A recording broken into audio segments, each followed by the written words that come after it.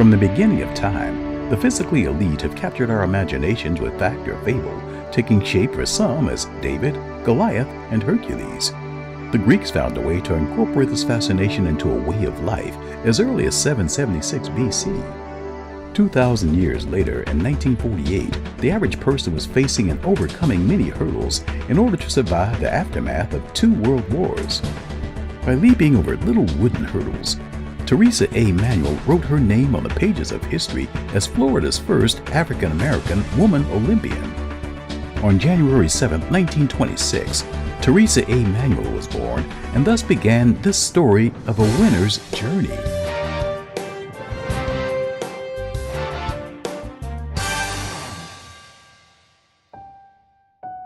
When I was a little girl, my stepfather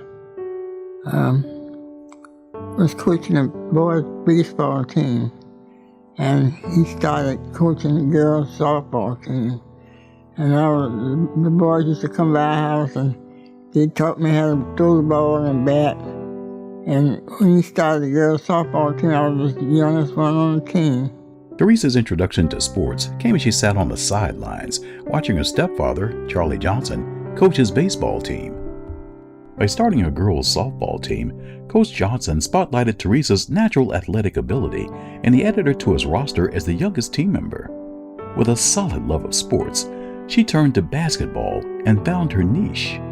Miss Manuel's main sport was basketball.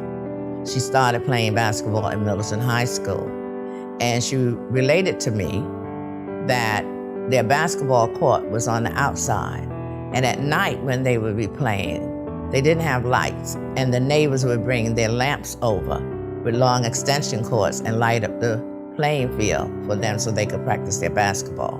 Her years as the Middleton High School undefeated basketball team's superstar was all she needed to set in motion a lifetime of winning. Her talent crescendo broke multiple records at Tuskegee Institute. As her sport of choice, she scored 57 points in one basketball game. She was hot. Oh, some friends from high school used to call me, they used to call me Trixie. And when I got to college, our ball boys started calling me Trixie. They said, no, not Trixie Lou. So he started calling me Trixie Lou, then Trick Shot. Every time I shoot the ball, Trick Shot, shoot the ball. During the 1940s, when Theresa was in high school, girls did not run track. That is an astounding fact when you consider that she led Tuskegee Institute to 4 straight conference track championships, even though she had never run track before. Tuskegee's track team dominated the sport and was unbeatable in the U.S. They became the prototype for black and white higher education sports training for women. Manuel set a 50-yard indoor hurdles record that has yet to be broken. She was playing basketball at Middleton, and that's what she went to Tuskegee for.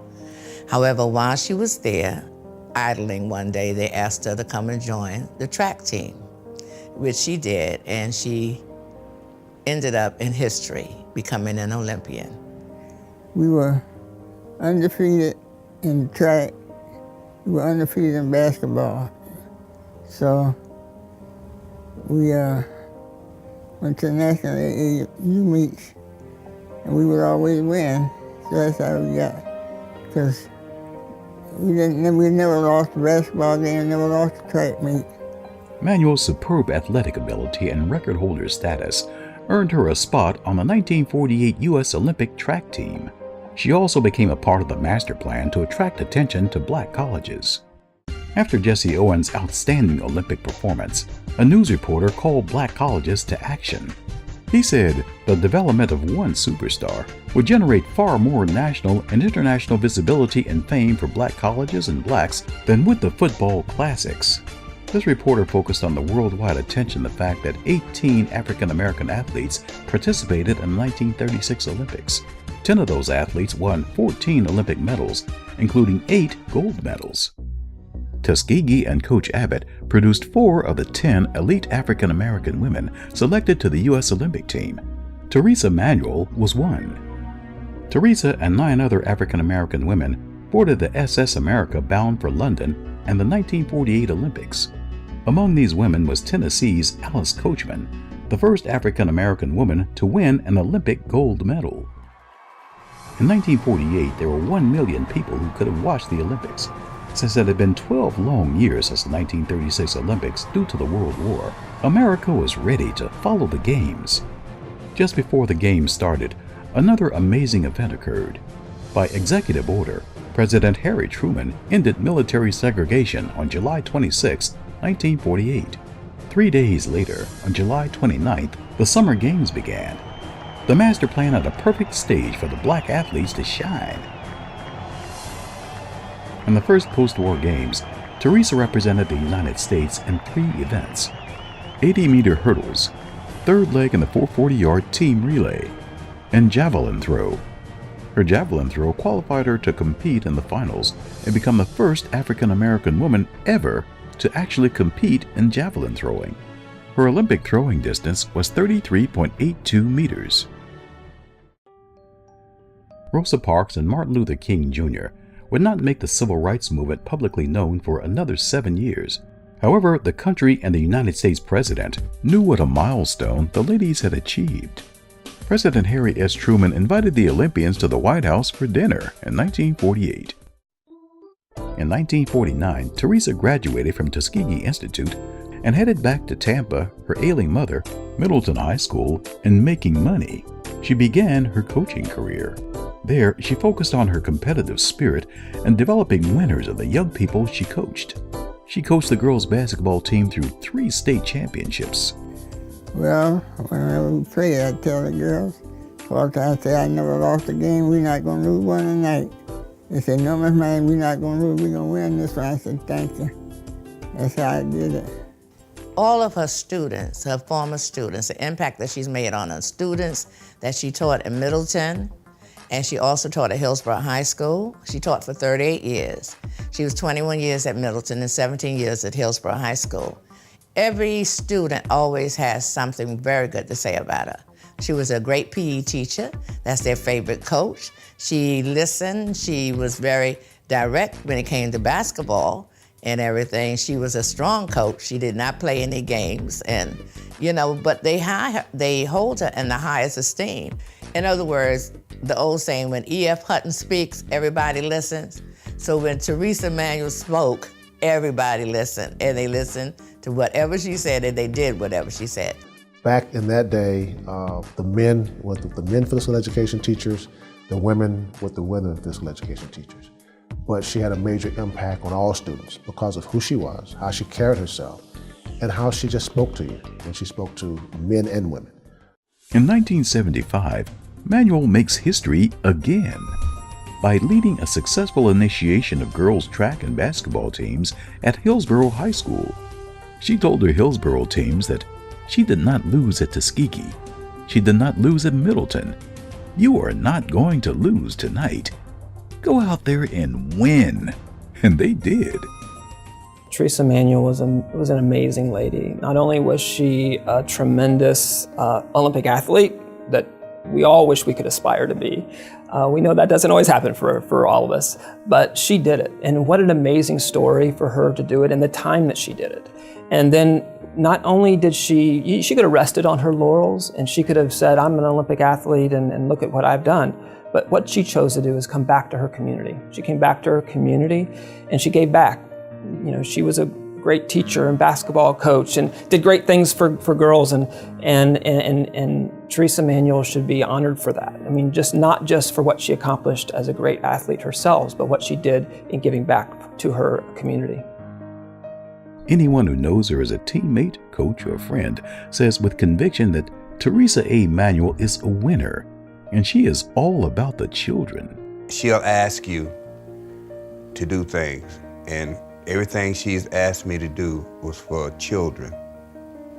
As you know, I'm a 31-year veteran in the public school system. I felt as though that she had a lot of opportunities to ask me to do other things, but she focused on students, children. Every time she's asked me to do something, it's all about children. I can't help but to admire her for that.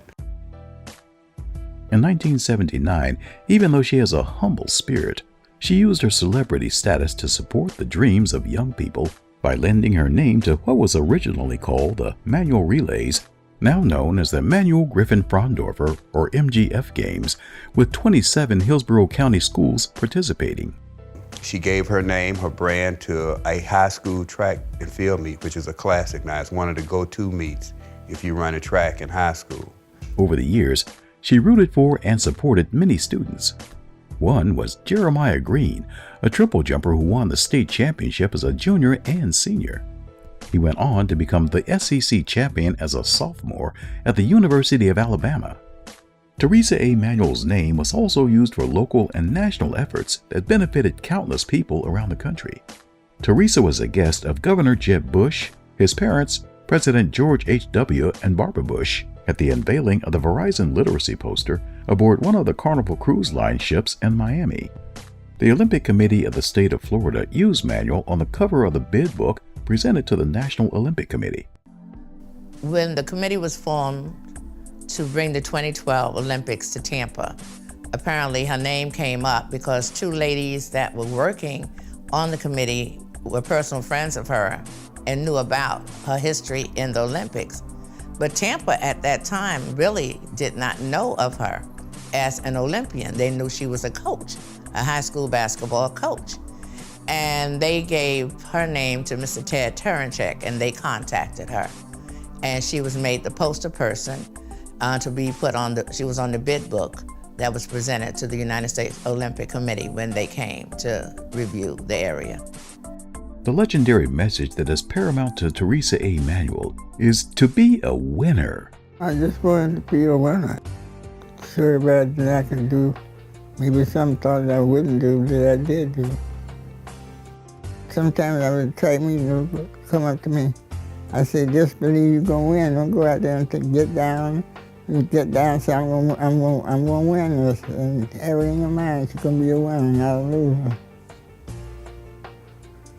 You give her inspiration. Her legacy needs to be taught to the generation we have now that needs to understand that she set a ground roadmap for a lot of black women who are now in the Olympics. She was one of the first ones there. So that legacy must be taught, that legacy must go on, that Theresa Manuel is who she is and what she meant to not only blacks in Hillsborough County, but blacks across this world. The young people need to know who she is, what she did, how she acquired it, what she accomplished. And maybe there's somebody's child that her story will help them on their journey in life. I love her dearly. She's like a mother to me, and she deserves her story to be told, and children need this today. They need a lot of Theresa Manuels to be in their life, to show them how to play the game, how to play it fairly, how to win, and how to go on and succeed in your life.